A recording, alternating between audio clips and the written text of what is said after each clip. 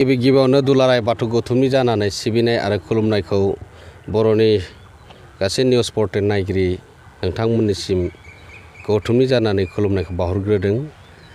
दिनै दुलाराय बाथौ गौथुमनि 32थि बोसोरारि जथुमा सानथामनि हाबाफारिजों खुंफुंनो लानाय तामुलपुर जिल्ला दुलाराय बाथौ गौथुमनि सिङावनो थानाय पथालिकुसि बियाब बाथौ गौथुमनि माइनाव फोथार बेयाव सानथामनि हाबाफारिजों मेहेरगोनां गाजा गोमजायै खुंफुंनो लादों आरो बे हाबाफारियावनो जोङो फैबाय थानाय मार्च दाननि एप्रिलनि 4, 5, 6 बे गेवलां मेलखालि आसामनि गिबि मन्त्रि डक्टर हेमन्त बिश्व शर्मा बिथाङा गाहाय आलासि महरै बाहागो लाफैगोन आरो बे दुलाराय बाथौ गौथुमनि जायखिजाया हाबाफारिफोरावनो बिथाङा हांख्रायनाय लेखा बाहागो लायो। थिग बेबायदिनो बे तामुलपुर जिल्लानि सिङाव थानाय आरो दुलाराय बाथौ सिबियारिफोरनि थाखाय दुलाराय बाथौ गौथुमा जा सानथामनि हाबाफारि लादों आरो बे सानथामनि हाबाफारि लानाय जिखिनि हाबाफारिखौ मावफुंनो थाखाय रायदाव आफादनि बिथांमोनजों जों सावरायनो फैदों, नायगिदिंनो फैदों। बेसेबां जौगाखो जों आगोलावबो नायगिदिंफैदों। मानाव गेदेर बिटिआरनि चिफ गाहाय मावफुं सोद्रोमा प्रमद बर' बिथाङाबो जायगाखौ नायगिदिंफैदोंमोन। थिग बेबायदिनो जोंबो नायगिदिंनो दिनै फैदों। बेवहाय बेसेबां जौगाखो, बेसेबां मा खामानि मावबावनो दंबावो बेखौ जोंबो नोजोर होदों। गमामायैनो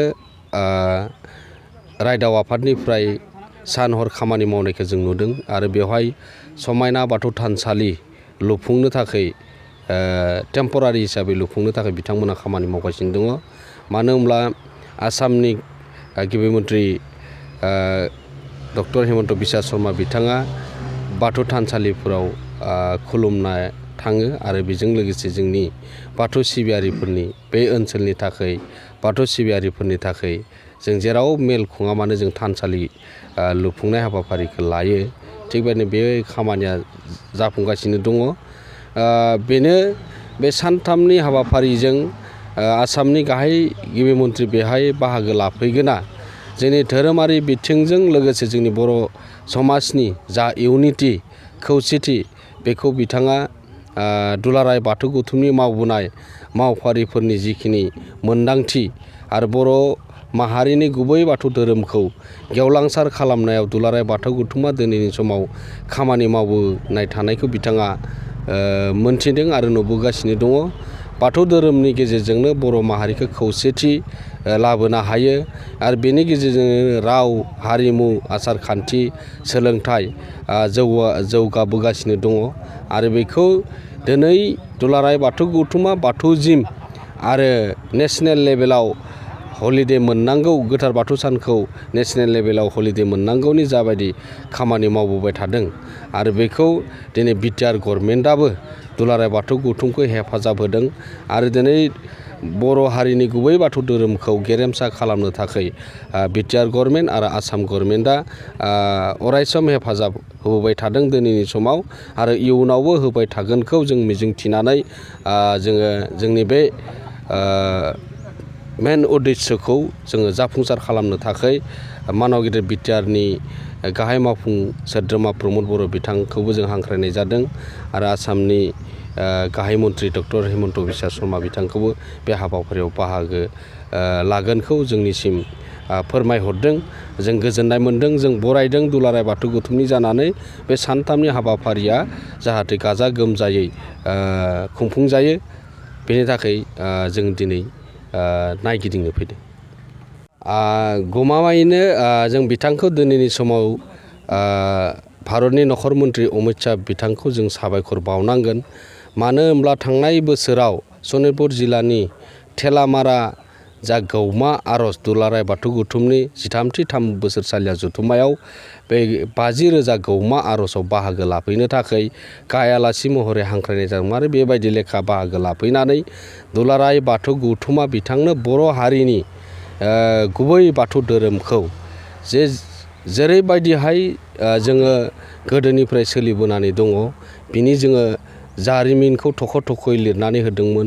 जों मेम'रेन्डाम हिसाबैबो बिथांमोननो हरदोंमोन आरो जों दुलाराय बाथौ गौथुमा दिल्लीयाव थांनानैबो सावरायहैनाय जादोंमोन आरो बिथाङा बे दुलाराय बाथौ गौथुमा होनाय जिखिनि लेखाफोरखौ नायखांनानै बिथाङा रोखा जानो हादोंमोन जे बाथौ धोरोमखौबो जोंनि भारत गभर्नमेन्टआ जोङो बिश्व दरबाराव लांनांगौनि थाखाय जोंबो साननांगौ जाना फैदों आरो बेखौ बिथाङा रोखा खालामना होदों। थांनाय एबसुनि कनफारेन्सआव फैनानै बिथाङा दिनै बाथौ धोरोमनि थाखाय गोबां बाथ्रा बुंलांदों। जों साबायखर बावदों आरो जों गोजोननाय मोनदों। मानो होनोब्ला जों बर' माहारिनि गुदि बाथौ धोरोमखौ फोथांनो थाखाय गेरेमसा खालामनो थाखाय अरायसम नाजाबोगासिनो दङ। दिनै भारत गभर्नमेन्टआबो जोंखौ आगानसे दावखोनायाव गोबां बाथ्रा बुंलांबाय आरो बिनि थाखाय जोङो थाबैनो नेशनेल लेभेल आरो बे बाथौ जिमखौ मोननो हागोनखौ जोङो फोथायदों आरो बिथांमोननि अनसायनायावनो दिनै बर' माहारिया हयथ' जों थाबैनो बाथौ जिम जोङो नेशनेल लेभेलावबो लिरनो हागोन। मानो होनबा थांनाय बिटिआर गभर्नमेन्टआ एससि मिटिङाव पास खालामनानै बाथौ जिम लिरनांगौनि थाखाय बिथांमोना बिटिआरआव थानाय डिपार्टमेन्टफोराव बेखौ सार्कुलार फथायदों आरो बिथांमोना बाहायदों आरो बेखौ दुलाराय बाथौ गौथुमनिफ्राय रोजा रोजा साबायखर बावनांगोन आरो बेबायदिनो आसाम स्टेटआवबो जोङो बेखौ मोननो हागोनखौ मिजिंथिदों आरो बेजों लोगोसे भारत गभर्नमेन्टआबो जोंनो मोनसे बाथ्रा होलांबाय, फोसावलांबाय रायजोफोरनि गेजेराव बे गोजोननाय मोनदों। मानो होनब्ला जों दिनै बर' माहारिनि गेजेराव बाथौ जिमखौ जों लिरनो पर्टेल कलमाव जों जुदि बाहायनो हायोब्ला गमामायैनो जों बर' माहारिया मोनसे गेरेमसा हारि हिसाबै बाथौ धोरोमखौ मुलुगनां खालामनो हिसाबै दिनैनि समाव दुलाराय बाथौ गौथुमा खामानि मावनाया दिनै मोनसे जौगासारनाय लामायाव फैदों होननानै जों साननांगोन। जों मोनसे मोजां हाबाफारि लानानै सावरायनाय जागोन। बेनो जाहैबाय बाथौ धोरोमनि गेजेराव गोबां दिनै गौथुमखौ लानानै धोरोमखौ लानानै आलादा आलादा मोनसे फेक्सनफोर बायदि खामानि मावदोंमोन। नाथाय सोरबा जोंनि गेजेरावनो जोंनि फोथायलायनायफोरा माने बिबानगिरिफोरनि गेजेराव हयथ' नासयलायनायफोरा दंबाय थायोमोन। नाथाय जोङो सावरायनायनि गेजेरजों मोनसे खौसेथि फैदों जे बाथौ धोरोमखौ लाना जेसेबां आफाद दाया मानो जों बाथौ सिबियारि आरो बे बाथौ सिबियारिया दिनैनि समाव जों खौसे जाबाय। बेखौ जोङो कअर्डिनेसन कमिटि दानानै बेखौ सावरायनायनि गेजेरजों थि खालामनो हादों। दिनैनि समाव जों बेखौबो सावरायगोन जे जोङो बाथौ धोरोमखौ जों जौगासार खालामनो गोनां जायोब्ला जोङो जे जोंनि गेजेराव खौसेथिया फैग्रोनांगोन आरो खौसेथिखौ जों बबे लामाजों जों आवगायलांनो हायो बेखौबो जों खावलायदों। आरो जायफोरनि गौथुमाव बे सिन्ता सरसा गैयामोन दिनै बिथांमोननि आफादफोरनिफ्रायबो सिन्ता सरसा जादों जे गोथार बाथौ सानखौ दिनैनि समाव जोङो गासैबो धोरोमारि आफादफोरा बाथौ धोरोमारि आफादफोरा जोङो खुंफुंलांनांगौ आरो खेराइखौ जों मोनसे थि सम खानानै जोंनि बर' माहारिनि गेजेरावबो मोनसे जोङो बेनि गायस' सान बा बेनि फालिथाय सानफोरखौ जोङो सानखौ थि खालामनाया गोनांथि दङ। मानो होनबा जोङो दिनै खेराइ आरो बाथौ धोरोमखौ खौसेयै जोङो जोंनि बर' माहारिनि गेजेराव लांबाय थानो हानांगोन आरो बेजोंसो दिनैनि बर'नि हारिमु खाम सिफुं जथा सेरजा बेफोरो थांनानै दङ, जोंनि आसार खान्थिया थांनानै दङ आरो बेफोर बाथ्राखौनो जोंनि फैबाय थानाय बे सानथामनि हाबाफारियाव बे थान्दै मेलाव जों गुवारै सावरायगोन आरो जोङो जोंनि बाथौ सिबियारिफोरनि थाखाय बर' माहारिनि थाखाय बे मोनसे मोजां मेसेजआ थांगोन आरो बेखौनो लानानै जों आसा खालामदों। मानो होनबा बेवहाय गोबां आसनिफोर डिक्लेयार जागोन। आसामनि चिफ मिनिस्टार बिथाङा जोंनो फोरमायनाय बायदिब्ला बेवहाय जोंनो धोरोमारिफोरनि थाखाय मोनसे मोजां मेसेज होलांनो हागोन। रायजो राजाफोरा बेवहाय मोनथिगोन आरो जोंनि दौरि बिथांमोनखौ आसारि बिथांमोननो जे बिटिआर गभर्नमेन्टआ दिनै 210 जननो 10,000 राङारि अनसुंथाइ होनाय खामानिखौ फाइनाल जाबाय। बेखौ बे खालि चिफ मिनिस्टारनि आखाइनिफ्राय रानगोन आरो आसाम गभर्नमेन्टआबो 2 बोसोर आवगाय जोंनि दौरि आसारि बिथांमोननो 10,000 रां होदोंमोन आरो एबार जों बरायनांगोन बिटिआर गभर्नमेन्टखौ।